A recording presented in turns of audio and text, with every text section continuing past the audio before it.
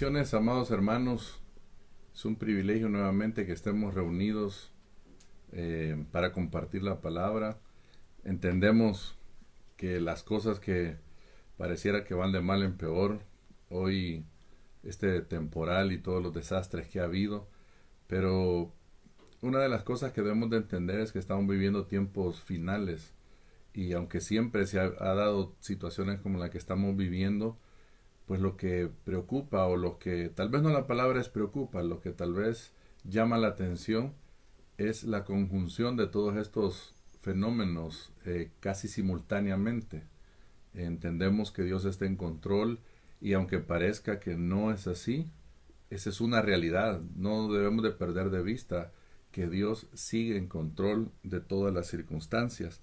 Y lo especial de esto es que podamos meditar a la luz de la Escritura la realidad que iniciamos, bueno, desde hace rato lo hemos compartido, pero el día domingo pasado o el pasado domingo empezamos a hablar sobre este tema, el cual queremos continuar ahora, hablando sobre esta realidad. Y yo le he titulado Nos vamos pronto.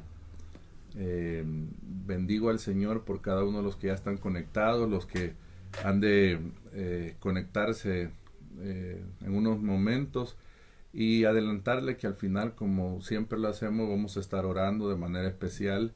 Sabemos hoy hay vidas que se han perdido por causa de esta situación. Sabemos que hay gente que tiene que ir a los albergues, lo que eso significa estar en esa aglomeración, etcétera. Entendemos que la situación está difícil, está en crisis, pero usted y yo estamos en Cristo y la Biblia dice que somos más que vencedores. Así que la esperanza nuestra es de estar agarrados y afirmados del Señor, sabiendo que pronto vamos a partir de esta tierra. No significa eso que no vamos a continuar haciendo la obra del Señor, no significa que no nos vamos a esforzar, no significa que no vamos a traer cambios a nuestra vida con ayuda del Señor. Al contrario, significa que es cuando más vamos a estar apercibidos de que su retorno está cerca. Quiero que veamos acá, por eso nos vamos pronto, segunda parte, vamos a ver ahora. Y quisiera que me acompañara al mismo versículo con el que iniciamos el domingo anterior para que podamos orar. Apocalipsis capítulo 22 y versículo 7. Es emocionante, hermano, hablar estos temas que hemos estado compartiendo el día jueves. Hablamos sobre la iglesia de Éfeso y cómo era una iglesia que había perdido su primer amor, pero era una iglesia que estaba trabajando, que estaba arduamente haciendo una tarea, una obra, pero que había abandonado al Dios de la obra. Entonces ahora quiero que retomemos la necesidad de que nos demos cuenta que Cristo vuelve pronto. Y dice Apocalipsis 22:7, acompáñeme por favor, si no ahí lo tiene en la presentación. He aquí, vengo pronto, bienaventurado el que guarda las palabras de la profecía de este libro. Padre, te pedimos en esta hora que nos ayudes, que nos auxilies, que nos des un espíritu de revelación y de sabiduría, que podamos comprender tu palabra, estas verdades, Señor, proféticas para nuestra vida, que nos des un entendimiento y una capacidad espiritual para asimilarlo y que podamos ser tierra fértil para tu palabra, Señor. En el nombre de Jesús, desde ya nos presentamos y te agradecemos que en medio de las circunstancias que han sucedido, Señor, sobre todo esta tormenta que se vino, Padre, ha sido fiel con la mayoría de nosotros, bueno, con todos, pero me refiero con la mayoría que ha hablado. Gracias a Dios no ha pasado a más, no ha habido ningún desastre que lamentar. Así que yo te alabo y te bendigo por tu fidelidad y tu gracia, Señor, y en aquellos casos que tal vez han tenido alguna afectación, no dudo que en tu fidelidad tú vas a cuidar de ellos y les vas a ayudar a salir en victoria, Señor, en el nombre de Jesucristo. Amén y amén. Bueno, he aquí vengo pronto. Se recuerda que el domingo, y solo quiero hacer brevemente lo que hablamos el domingo para darle continuidad, hablamos de esta palabra pronto, que es en breve, sin demora o súbitamente, y entre paréntesis por sorpresa. Es decir, esto que el Señor estaba diciendo es: voy a venir de repente, voy a venir en breve, voy a venir por sorpresa, voy a venir deprisa. Y la otra palabra que destacábamos era la palabra guardar, que significa observar, y esto viene de observación interna, práctica. Y le decía yo, porque esto es bien importante. Jesucristo dice, yo vengo pronto, pero hay una parte que a ti te corresponde. ¿Cuál es? Guardar, observar, practicar mi palabra.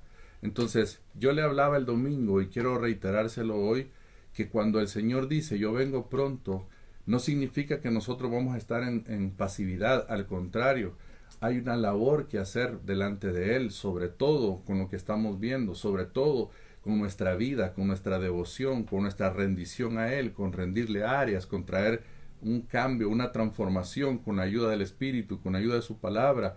Recuerde usted que la vara seca de Aarón fue transformada en una vara fructífera y dio fruto, brotó un retoño, dio el fruto, pero fue en la presencia del Señor. De igual manera, usted y yo, esa transformación tiene que venir delante de la presencia del Señor. Entonces, muy importante que está relacionada la venida del Señor, que es algo que Él hará, con guardar su palabra, que es algo que nosotros haremos. Entonces, esto es importante porque de eso vamos a hablar o hemos empezado a hablar. Y le mencioné yo Juan capítulo 14, versículo 2, en donde se establece, el Señor reitera, vendré otra vez. Y después vimos que habían varias palabras sobre la venida del Señor, que en otro día, en otra oportunidad, tal vez las veamos, y son Apocalipsis, Parusía, Epifanía y Faneros. Hoy solo vamos a mencionar dos de ellas y nos vamos a quedar estudiando una de ellas. Y entonces le decía yo que estas son palabras que se traducen venida. Cuando el Señor habla de su venida, de su segunda venida, cuando Él dice que retorna otra vez, entonces estas diferentes palabras y cada una tiene una implicación distinta, un evento distinto, un momento diferente. Por eso lo importante de que determinemos a qué se refiere el Señor en cada una de ellas. Entonces, esto es muy importante. Entonces decíamos que el Señor, por ejemplo, vendrá en 2 etapas en su segunda venida. Y esto es una aclaración porque cuando hablamos de la segunda venida del Señor, normalmente relacionamos como si fuera un solo evento. Y yo le he dicho que a veces para efectos didácticos o para efectos de hablar sencillamente de que el Señor viene otra vez, lo hemos relacionado como un solo evento. Pero en realidad esa segunda venida está dividida en 2 aspectos. Le mencionaba yo en 2 etapas, como le ponía yo acá. La primera de ellas es la llamada venida en secreto o venida secreta.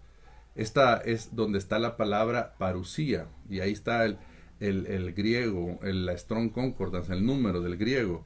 Y la segunda etapa es la venida pública o la segunda venida propiamente dicha, porque debemos entender algo, y ya lo vamos a leer.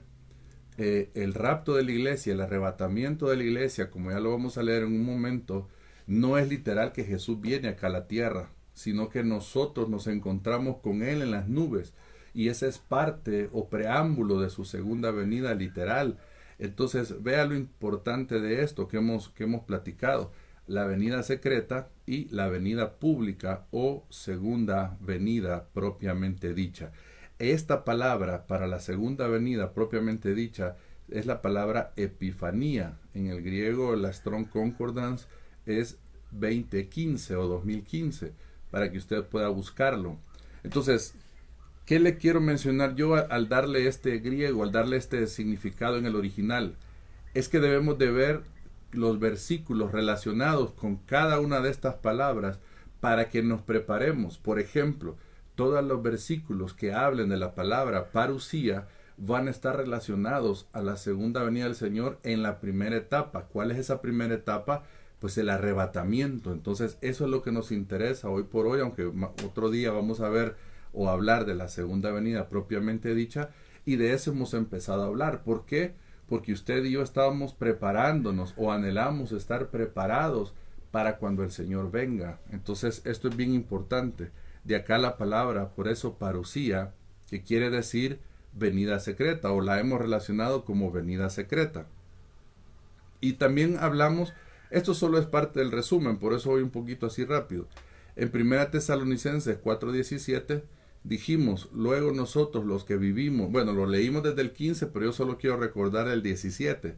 Luego nosotros, los que vivimos, los que hayamos quedado, seremos arrebatados juntamente con ellos en las nubes para recibir al Señor en el aire, y así estaremos siempre con el Señor. Entonces, esta palabra arrebatados viene del griego arpazo, y obviamente es arrebatar. Es una especie de, esto lo que implica es una forma así a la fuerza, como cuando el águila agarra la presa y se la lleva. Es una forma súbita, es una forma en alguna medida hasta violenta, se interpreta. Pero lo importante de esto es que nos demos cuenta que la Biblia afirma en esta primera etapa que no es el Señor que va a descender hasta la tierra, sino que el Señor en las nubes nos vamos a encontrar con Él.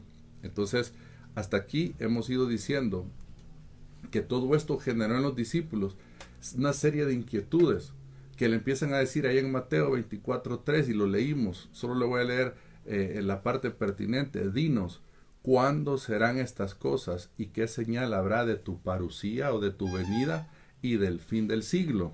Y entonces acá viene la palabra parucía. Eso es lo que significa ahí venida. Y como le vuelvo a insistir, esta palabra parucía quiere decir aspecto, advenimiento, presencia o venida. Esto lo vimos el domingo anterior, solo lo estoy haciendo a manera de introducción o de llevar la continuidad. Y le decía yo que lo que Jesús responde es lo importante en este aspecto. O sea, era importante lo que ellos preguntaron definitivamente, pero importante fue lo que el Señor habló. Y en el versículo 4 lo que destaco yo aquí subrayado es: mirad que nadie os engañe. Porque, hermano, mucha gente va a querer engañar a la iglesia del Señor. Muchos vamos a estar expuestos al engaño. Y el Señor les dice en primer lugar, tengan cuidado, que nadie los vaya a engañar. Y después les habla el Señor de que oiréis de guerra, en el versículo 6, rumores de guerra. Mirad que no os turbéis, porque es necesario que todo esto acontezca, pero aún no es el fin. Porque se levantará nación contra nación y reino contra reino, y habrá pestes y hambres y terremotos en diferentes lugares, y todo esto será principio de dolores. Y yo le decía que cuando la Escritura habla de principio de dolores, es la realidad, hermano, de que media vez inicie. Y se acuerda que mencionábamos, o si no se lo reitero, mencionábamos como cuando la mujer está encinta y le empiezan las contracciones. El lapso entre una contracción y otra, cada vez que se va acercando el momento del alumbramiento, van siendo más constantes, los lapsos de tiempo se van acortando. Entonces, ¿qué significa? Que la mujer tiene un principio de dolor, pero el desenlace termina hasta que da a luz a la criatura. ¿Qué significa que la Escritura diga el Señor que son principios de dolores?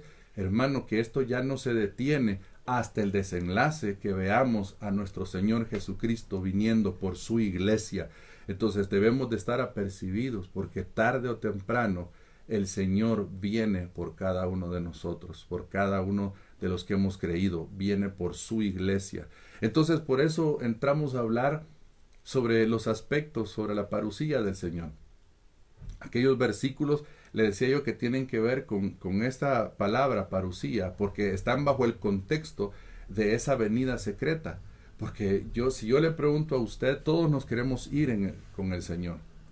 Hay algunos pensamientos, algunas doctrinas, hermano, que hablan porque se habla del tiempo de tribulación, de los 7 años de la gran tribulación que se menciona o así se conoce. Entonces mucha gente dice, o algunos dicen, nos vamos antes, y nosotros creemos y nos queremos ir antes de que eso venga. Otros dicen, no, la iglesia se irá a la mitad de la tribulación. Y otros dicen que no, que la iglesia va a pasar la tribulación y que después el Señor va a levantar a su iglesia. Es decir, hay esos 3 pensamientos, y tienen algunos de ellos, tratan de tener un fundamento sólido. Nosotros somos del criterio del pensamiento, a la luz de la Escritura, pensamos que es lo más correcto establecer, que nos vamos antes de que todo eso suceda, que nos vamos en la parucía del Señor, que nos vamos en ese momento. Entonces, el primer versículo que vimos y lo primer aspecto que destacamos es que será en una forma súbita. Mateo 24:27 dice que será como el relámpago, y se recuerda lo que dijimos de arpazo, que es una forma súbita, es algo rápido, así como el relámpago, que dice que va del oriente al occidente, creo que dice acá el versículo. Este es el primer aspecto que vimos, y comenzamos a ver el segundo aspecto, que fue donde tuvimos un pequeño corte ahí con la grabación. El número 2 o el segundo aspecto es: la gente estará atenta a otras cosas. Y leímos en el mismo capítulo 24 de Mateo, en el versículo 37, mas como en los días de Noé, así será la venida del Hijo del Hombre. Porque como en los días antes del diluvio estaban comiendo y bebiendo, oiga, casándose y dando en casamiento, hasta el día en que Noé entró en el arca. Yo le decía que es bien curioso porque son acciones o son conductas normales que hasta el día de hoy las seguimos haciendo, comiendo, bebiendo, casándose, etcétera. Yo le planteaba, y por eso le puse yo el título en este segundo aspecto: la gente estará atenta a otras cosas. Es decir, es más importante otras cosas que la venida del Señor. La gente está... ¿Se recuerda usted de Faraón cuando el Señor habla a través de Moisés y le dice: deja ir a mi pueblo? En un momento en donde Faraón, para que el pueblo dejara de pensar en esa realidad o en esa circunstancia que el Señor había mandatado a Moisés, lo que hace es que les quita material con el que hacían el ladrillo. ¿Y qué significaba eso? Era más trabajo para los israelitas. ¿Y qué implicaba eso? Que los israelitas no estuvieran pensando en la tierra prometida, en salir de esclavitud, que ellos tuvieran su mirada en los ladrillos, en Egipto, hermano. Y entonces ahora yo quiero que vea este versículo bajo ese contexto, porque el comer, beber es algo natural, es más, Dios lo estableció así. Pero el punto no es ese. El punto es que la gente está más atenta a otras cosas menos al Señor. Ahora nos preocupa más, como Marta, estar afanados en el trabajo, en el quehacer, en el día a día, que poder estar delante del Señor, que poder atender la obra del Señor. Ahora el Señor para mucha gente se ha vuelto algo secundario. Para los países, para las naciones, cada día están sacando a Dios de las escuelas, de los gobiernos. Por ejemplo, imagínense en nuestro país el eslogan que hasta cuando de un funcionario a otro, cuando se hace un oficio a otro de instituciones públicas, lo que se pone es Dios, unión y libertad. Ahí está Dios, porque Dios ha sido la base para la mayoría de naciones que en esencia hemos surgido. Los Estados Unidos ya ni se diga, pero ahora, conforme el tiempo avanza, la gente está sacando a Dios de sus casas, está sacando a Dios de las escuelas, de la educación, y entonces promueven que es un estado laico, promueven que eso es la religión y tiene que ser cosa aparte, promueven, hermano, etcétera, promueven tantas cosas, y entonces la gente está más atenta en el día a día, en las noticias, yo le decía, en las redes sociales, en el Facebook. Hoy la gente le cree más a lo que Facebook dice que a lo que la palabra dice. Ahora estamos más atentos a las publicaciones de la gente, de los famosos, de los artistas. Estamos más empecinados en ver qué publicaron en Instagram nuestros artistas, nuestros modelos, entre comillas, a querer seguir, que lo que la palabra dice. Yo creo que estos tiempos se están dando. Estamos distraídos en muchas otras cosas.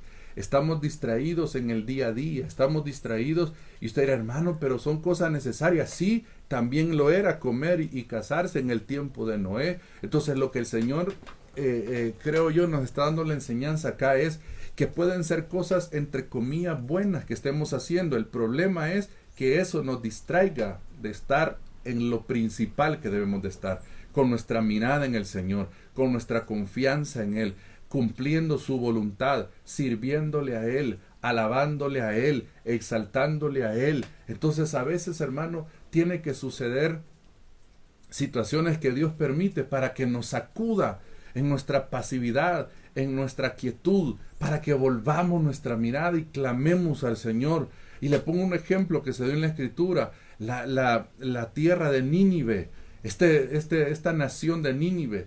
Dios la iba a destruir y manda al profeta, y no vamos a entrar en detalles del profeta, pero que finalmente el profeta les advierte que iba a ser destruida. ¿Y que hizo esa nación? Se volvieron al Señor. Imagínense, qué bueno que se volvieron al Señor, pero tuvo que venir a causa de la amenaza, a causa de la situación que se estaba por venir, para que ellos volvieran su corazón. Así mucha gente, por eso Dios a veces permite, aunque permite estas pandemias, permite estos desastres, y para que la gente volvamos nuestra mirada a Él, porque estamos muy enfrascados en nuestro éxito, en nuestro ego, en nosotros mismos, en lo que yo quiero hacer. Estamos tan enfrascados en construir nuestras torres de Babel, y no nos damos cuenta que hemos dejado a un lado al Señor, y Él está viniendo pronto. Entonces nuestra mirada tiene que estar en el Señor. Hebreos dice, puestos los ojos en Jesús, el autor y consumador de nuestra fe. Sea este tiempo una llamada, hermano, de atención para todos nosotros, con el amor del Señor, con la gracia del Señor, para que volvamos nuestra mirada a Él. Posiblemente tú te habías afanado, posiblemente tú estabas entretenido en otras cosas, pero ahora tu mirada tiene que estar puesta en el Señor. Y hay algo más curioso, que es el tercero que quiero que veamos, el tercer aspecto. Ya es algo que vamos a ver el día de hoy como algo nuevo. Esto lo mencionamos todavía el domingo. En este tercer aspecto, y ahí mismo en Mateo 24:39, siempre en el contexto de Noé, miren lo que dice. Yo le he puesto en este tercer aspecto, no habrá entendimiento. Dice Mateo 24:39, y no entendieron hasta que vino el diluvio y se los llevó a todos. Así será también la venida del Hijo del Hombre. Hermano, una falta de entendimiento en la gente. Ya vamos a ver qué significa esto. Así pasó, dice también, hasta que vino el diluvio. Ellos no entendieron, ellos no comprendieron, no se dieron cuenta de lo que pasaba hasta que el juicio vino, hasta que el diluvio llegó, reaccionaron, pero ya era demasiado tarde. Amado hermano, tenemos que volver en sí ahora antes de que sea demasiado tarde. Esta palabra, entendieron, es del griego ginosko y significa conocer, significa venir a conocer. Y hay algo poderoso en esto, porque lo que está diciendo entonces la Biblia no solo está hablando de una comprensión mental, de un entendimiento mental de Dios, sino de una experiencia de ese Dios maravilloso. Esta gente no quiso conocerlo, no quiso tener una experiencia con Dios. Significa esta palabra ginosco, conocer por experiencia y observación. Y aquí, hermano, me quiero detener un momentito más, porque lo que significa entonces que mucha gente, hermano, no va a tener experiencia con el Señor. Va a escuchar, porque la Biblia dice, hermano, que Noé era pregonero de justicia. Creo que lo dice el apóstol Pedro. Él era pregonero de justicia. Es decir, mire, el arca, dicen que se tardó en la construcción Noé alrededor de 100 años. En esos 100 años, y yo no dudo que haya habido gente en donde por curiosidad le preguntaban, ¿qué estás haciendo? Habrá habido gente, hermano, que le dijo, ¿qué estás haciendo? Y Noé, aprovechó el momento para predicar. Hubo otros momentos en donde me imagino yo que Noé predicó a las multitudes y les dice, viene un diluvio, sálvense, busquen de Dios. Y la gente se burló de él, porque allá en Génesis, en los primeros capítulos, dice que en la tierra no llovía, que lo que pasaba era que había un vapor que surgía de la tierra, como un ausol o algo así, no sé cómo habrá sido, y de ahí ese que surgía de la tierra era lo que servía para regar, donde brotaba el agua y todo eso. El agua no caía como tormenta. Entonces imagínense qué habrá sido para ellos escuchar que viene un diluvio, que voy a construir un arca y que ahí nos vamos a ir. Era igual de ridículo, humanamente hablando, como cuando ahora predicamos, Cristo viene pronto, sálvate, busca de Él, arrepiéntete, pídele perdón. La gente lo ve igual de ridículo. Esto ya aburren con eso, son locos fanáticos. Amado hermano, mucha gente, cuando venga el Señor y la iglesia de Cristo ya no esté, van a reaccionar como lo hicieron, pero ya va a ser demasiado tarde. Y dijeron muchos, me imagino en ese momento, quisieron ir, pero la puerta ya se había cerrado, porque la puerta del arca, hubo un momento que el Señor le dijo a Noé, cierra la puerta. Hermano, ya nadie pudo entrar una vez la puerta se cerró. Entonces, lo tremendo acá es que no conocieron al Señor. Hoy mucha gente, hermano, tiene religión, tiene religiosidad, pero no conocemos al Señor. No conocemos. Entonces, para participar de la venida del Señor, Jesús tiene que ser una experiencia personal, tiene que ser un conocimiento por experiencia, una revelación personal, tiene que haber una observación, como cuando el testigo observa la situación que se dio y de la cual está dando testimonio. Miren lo que dice Juan 17:3. Y esta es la vida eterna, que te conozcan a ti, el único Dios verdadero, y a Jesucristo, a quien has enviado. Esta palabra, que te conozcan a ti, es la misma palabra, ginosco, que habla del entendimiento. Entonces viene el Señor y decir, la vida eterna consiste en ¿qué? En experimentar al Dios eterno, en experimentar el Verbo encarnado, en experimentar a Jesucristo, en experimentar la realidad del Dios Todopoderoso. Entonces, este aspecto que yo le titulé de esa forma, déjeme retroceder, no habrá entendimiento. También lo podríamos decir, no habrá un conocimiento verdadero de Dios. Entonces la gente que verdaderamente no conozca al Señor, hermano, no va a participar de la parucía del Señor.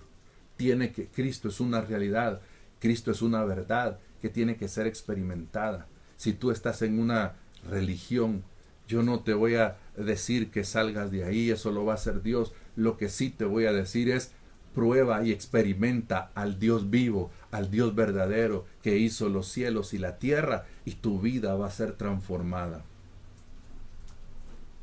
Aleluya. Cuarto aspecto.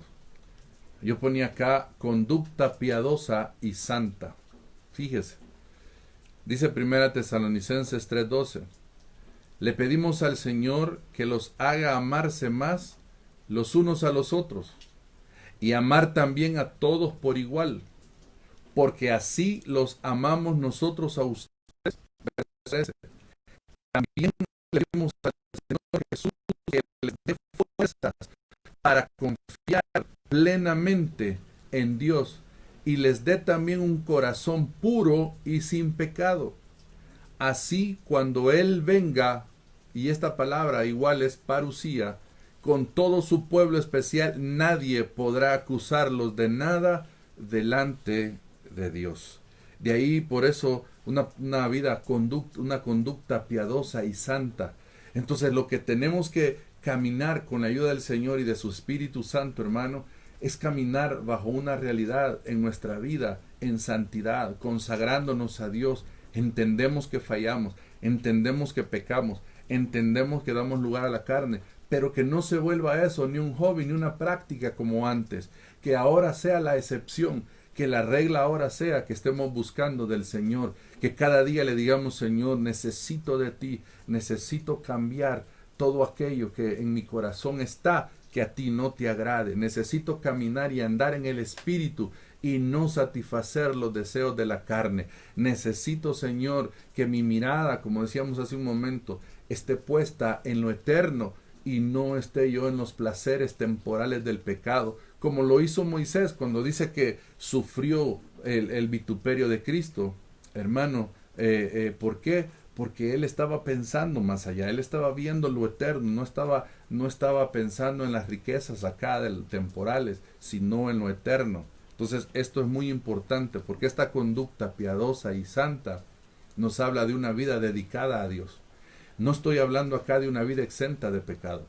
Estoy hablando de una vida dedicada a su Dios, dedicada a buscar el propósito de Dios, dedicada a cumplir el plan de Dios para su vida, porque yo le voy a recordar algo, usted que me está viendo y me está escuchando, Dios tiene un plan maravilloso para su vida en esta tierra. Si usted no ha partido de esta tierra y si Dios lo preservó hasta el día de hoy, es porque el Señor tiene un plan maravilloso para usted.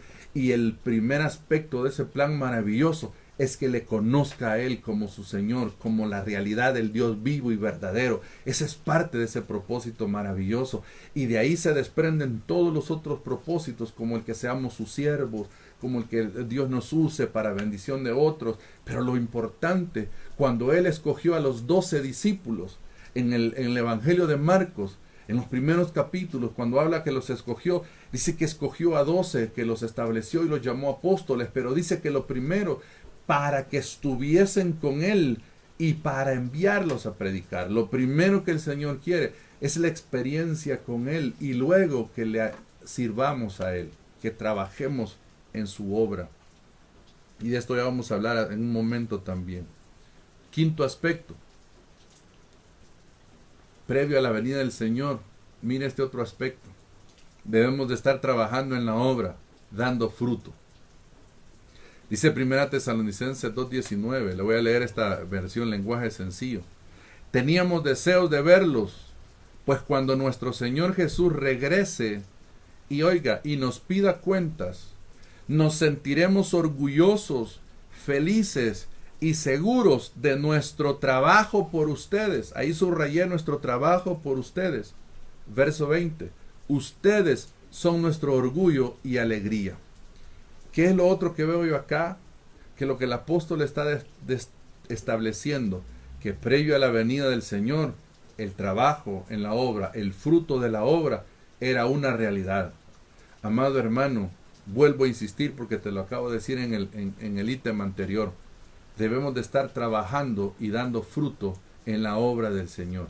No importa la edad que tengas, no importa la escolaridad que tengas, Dios quiere usar tu vida.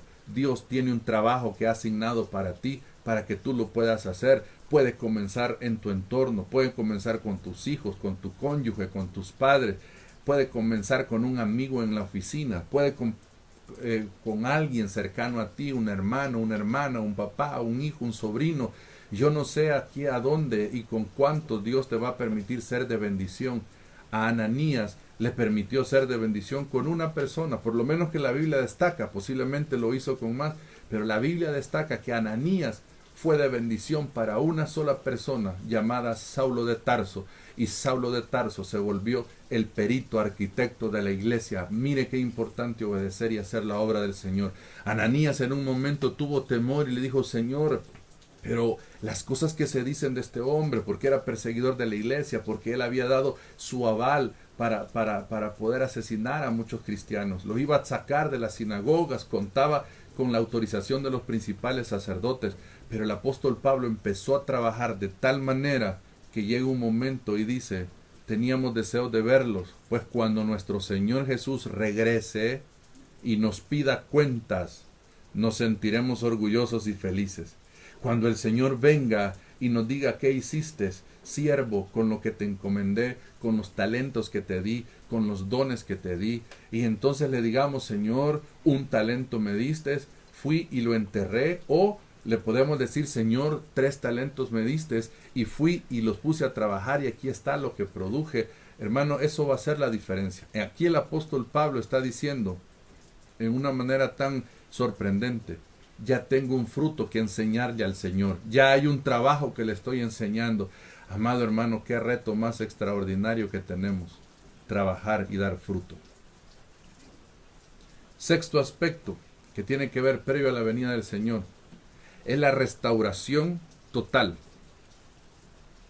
1 Tesalonicenses 5:23 dice: y el mismo Dios de paz os santifique por completo, y todo vuestro ser, espíritu, alma y cuerpo sea guardado irreprensible para la venida de nuestro Señor Jesucristo. Mire qué extraordinario esto, hermano, porque lo que está diciendo acá es que su espíritu, su alma y su cuerpo sean guardados irreprensibles para la venida del Señor. Humanamente eso no es posible. Tiene que haber una obra sobrenatural del Señor. Y eso se llama la restauración que Dios trae. Vamos a alcanzar la estatura del varón perfecto. ¿Qué es lo que Dios quiere encontrar en su venida? Que usted y yo hayamos crecido, hayamos madurado, hayamos avanzado, que nuestro espíritu, alma y cuerpo sea irreprensible, esté guardado irreprensible hasta la venida, para la venida del Señor Jesucristo. Aquí el ejemplo que yo quiero destacar es el ejemplo del buen samaritano. No lo voy a leer por causa del tiempo.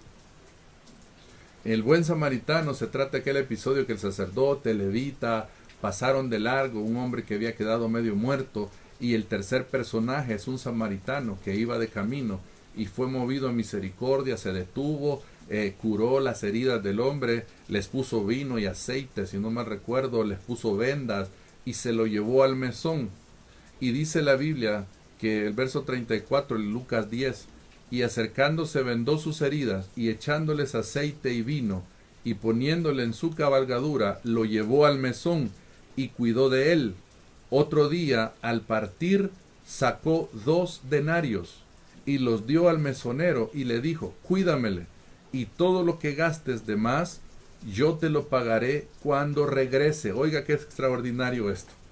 Y le voy a explicar por qué razones. Verso 35, bueno, en el 34 vemos cómo este hombre, el buen samaritano, así llamado, recoge a este hombre medio muerto, venda sus heridas, lo lleva en su cabalgadura, lo lleva al mesón, y eso nos habla de lo que Jesucristo hizo con nosotros. Usted y yo estábamos muertos en nuestros delitos y pecados, y Él tuvo misericordia, y ha vendado nuestras heridas, y ha sanado nuestro corazón. Y el mesón nos habla, nos representa a la iglesia donde el Señor nos ha colocado. ¿Para qué? Para ser restaurados. Y el mesonero habla del Espíritu Santo que está cuidando de nosotros, nos está restaurando. Pero el verso 35 hay algo poderoso. Al otro día, al partir, sacó 2 denarios.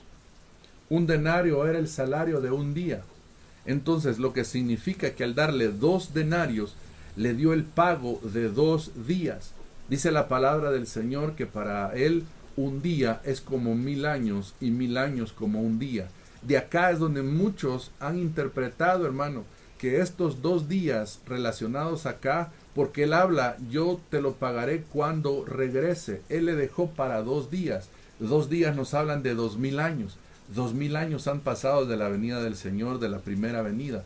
2000 años, hermano, y Cristo está por retornar. Pero mientras Él viene, Él quiere que seamos restaurados, que sanemos completamente, de que toda herida que está en nuestro corazón, el mesonero cuide de nosotros, el Espíritu Santo, y nos restaure, y nos levante, y nos bendiga. Glorioso Espíritu Santo. Por eso, si usted en su vida fue herido, fue golpeado espiritualmente o físicamente, Cristo puede sanar todas esas heridas a través del Espíritu Santo. Y cuando yo regrese, yo te lo pagaré cuando regrese. Qué extraordinario esto, ¿no? Aleluya. Ya casi para ir terminando, hermano.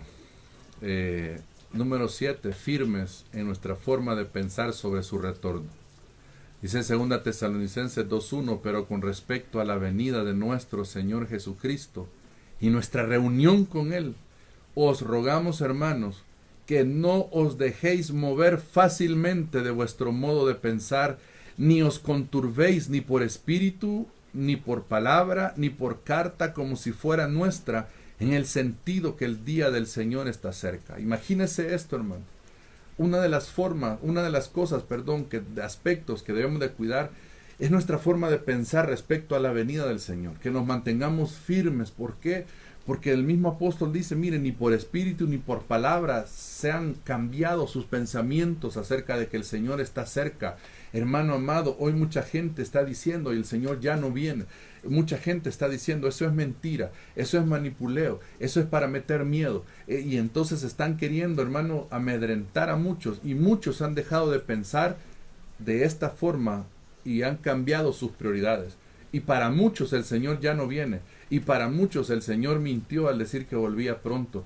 Pero yo te quiero decir, amada iglesia que estás escuchando, Jesucristo vuelve pronto, su venida está cerca, pronto le veremos, pronto vendrá nuestro Señor Jesucristo. Entonces, esto nos habla de estar firmes.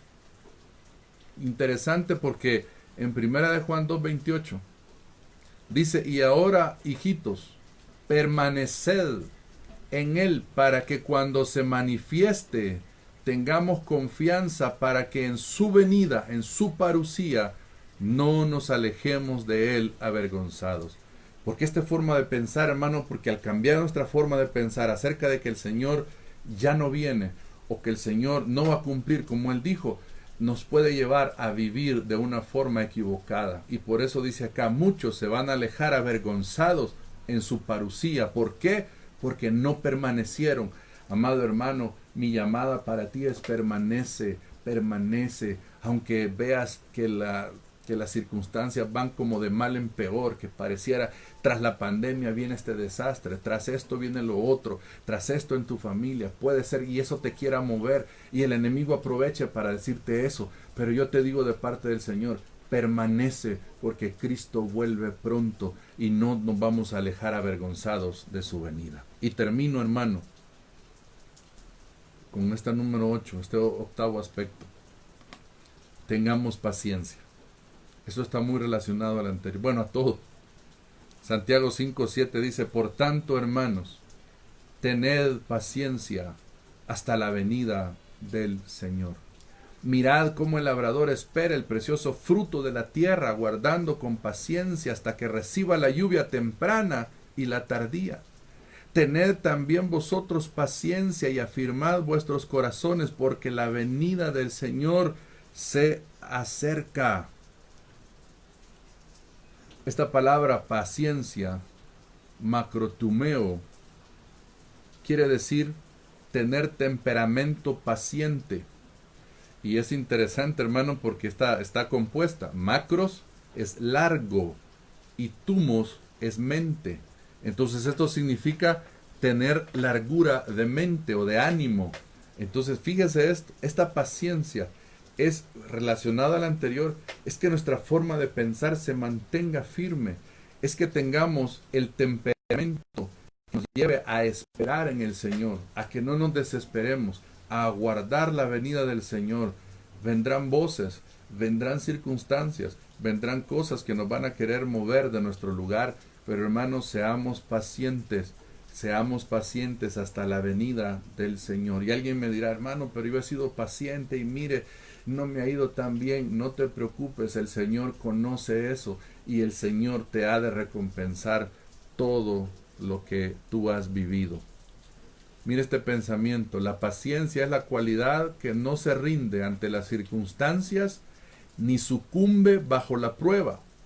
Es lo opuesto a la desesperanza y va asociada con la esperanza. Se lo vuelvo a leer. La paciencia es la cualidad que no se rinde ante las circunstancias ni sucumbe bajo la prueba. Es lo opuesto a la desesperanza y va asociada con la esperanza. Habla de tolerancia, habla de constancia. Y quiero concluir con este versículo para que podamos orar. Apocalipsis 22:12. Estén alerta porque vengo pronto. Amada iglesia, tienes que estar alerta porque Él viene pronto. Traeré conmigo la recompensa que cada cual merece por lo que ha hecho, dice la palabra de Dios para todos. Estén alertas porque vengo pronto. Traeré conmigo la recompensa. Aleluya. Yo quiero invitarte a que oremos, hermano. Y quiero pedirte esta tarde que podamos orar. Primero por la palabra y luego por la realidad de la necesidad que hay en muchos. Muchos están hoy en diferentes circunstancias y necesitan una oración y necesitan, hermano, una intercesión divina, una intervención también divina a través de lo que vamos a hacer. Así que yo quiero pedirte, amado hermano, que oremos. Padre, te doy gracias. La gloria y la honra sea para ti. Gracias por tu palabra, Señor. Gracias porque comprendemos que vuelves pronto. Señor, y estos aspectos nos ayudan Señor, a prepararnos para tu venida. Debemos de prepararnos con una conducta piadosa y santa. Debemos de prepararnos siendo pacientes, Señor, teniendo paciencia. Debemos de prepararnos manteniéndonos firmes en nuestra forma de pensar, Señor amado, y las cosas que hemos visto. Señor, yo te agradezco por cada uno de mis hermanos que está escuchando este mensaje. Señor, hasta donde ellos estén, Padre, sea tu bendición. Señor, aquellos que estaban con desesperanza, aquellos que estaban muy afligidos, Señor, aquellos que tal vez están moviendo su forma de pensar sobre tu venida, Padre, dales aliento, fuerza, Señor, levántalos con el poder de tu Espíritu Santo, Señor, para que continuemos sabiendo que tú vuelves pronto, Padre, en el nombre de Jesús, y que si hay vidas que quieren rendirse a ti, Señor, yo te invito hoy, amigo, que nos estás escuchando, tal vez tú nunca has entregado tu vida a Cristo, que le puedas decir, Jesús, perdóname por mis pecados, yo te rindo mi vida, te entrego todo mi ser, para que tú seas el Señor de mi vida, para que tu Espíritu Santo me restaure. Yo te pido, Señor, que escribas mi nombre en el libro de la vida. Señor, quiero ser tu hijo, en el nombre de Jesús. Amén y amén.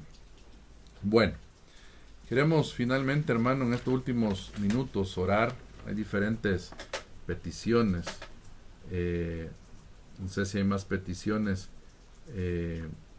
con las cuales podamos poner, pero hay algunas personas, hermano, que están con quebrantos de salud, algunos de ellos directamente con COVID que les han detectado, otros, como hay una familia de mi hermano José Luis Murcia, su suegra partió con el Señor, y así sucesivamente muchas peticiones.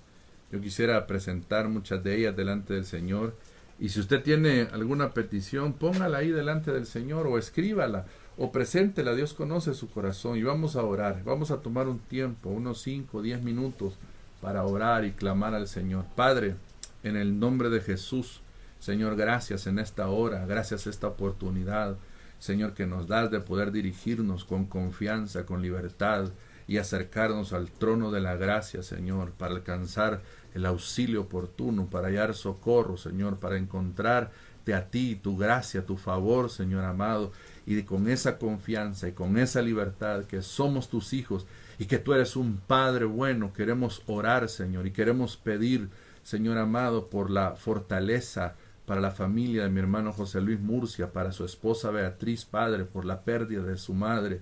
Señor amado, que tú fortalezcas a esta familia, Señor, que está hoy con este dolor, Señor, así como las familias que hoy a través de este Señor fenómeno natural perdieron a un ser querido, Señor, se han perdido vidas, Padre. Ponemos delante de ti todas esas familias para que seas tú trayendo consuelo y fortaleza, y para que aquellos que no te conocen de esas familias te puedan conocer a ti, Padre amado, y puedan recibir el consuelo que solo tú puedes dar, Señor. En el nombre de Jesús, ponemos delante de ti, mi Dios amado, a cada uno de ellos, desde los niños jóvenes que partieron, Señor, hoy, que murieron hoy, Señor. Padre, dales fuerza a sus familias. También queremos orar, Señor, por la salud de muchos de mis hermanos, tal vez algunos de los que me están viendo, por nombre, Señor, los ponemos, y queremos poner de manera especial a Roberto, allá en Virginia, Señor, a mi hermana Mariela Pineda, mi Dios amado, a mi hermano Oscar Lino también, Señora del cielo. Queremos orar, mi Dios, a Carlos López y familia, Señor. Él ha sido diagnosticado también con COVID, Carlos López.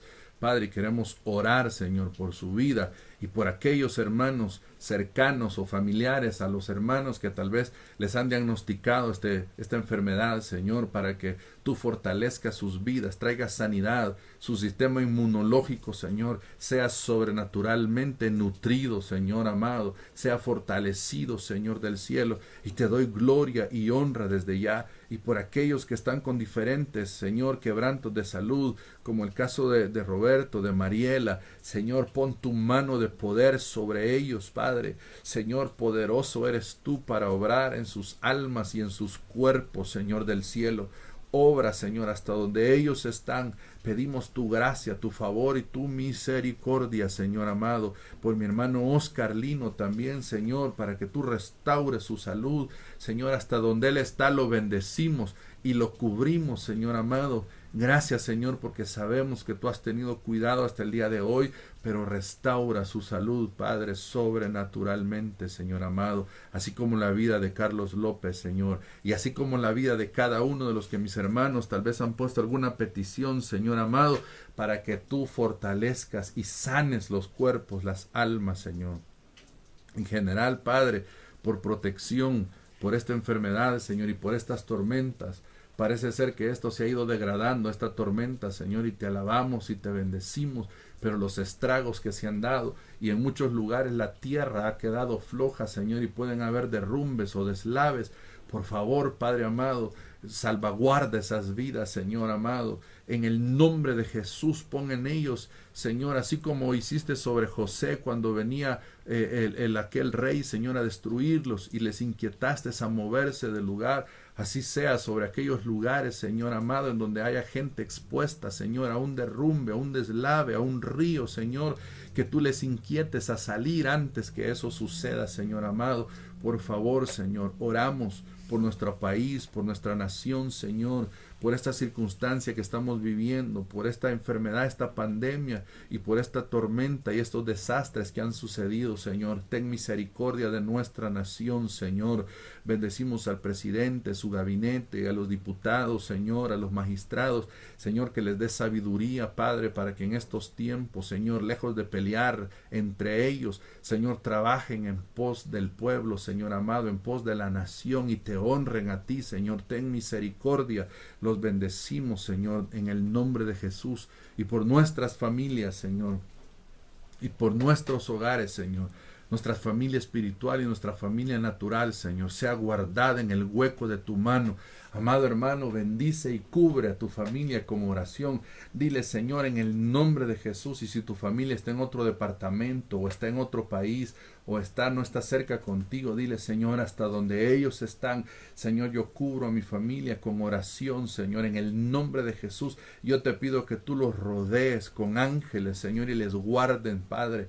Padre, como tú lo has dicho en tu palabra, Señor, y gracias te doy, Padre, por este tiempo, Señor. Oro por mis padres, mis hermanos, mis sobrinos, mis tíos, Señor amado, mis primos, Padre del cielo, mi familia en la fe, Señor del cielo, la iglesia local, Maranata Merliot, Señor del cielo, bendigo a cada uno por nombre, mi Dios, te doy gracias por cada uno de ellos, Señor amado, por nuestra familia en la carne, mis padres, Señor amado, los bendigo hasta donde ellos están, Señor, mi suegra, mi cuñado, Señor, mi cuñada en los Estados Unidos, las tías de mi esposa, Señor, por nombre a cada una de ellas y sus familias, Padre, en el nombre de Jesús, por Isaac, Señor del cielo, también lo bendecimos y por cada uno de ellos, mi Dios, la gloria y la honra sea para ti, mi Dios.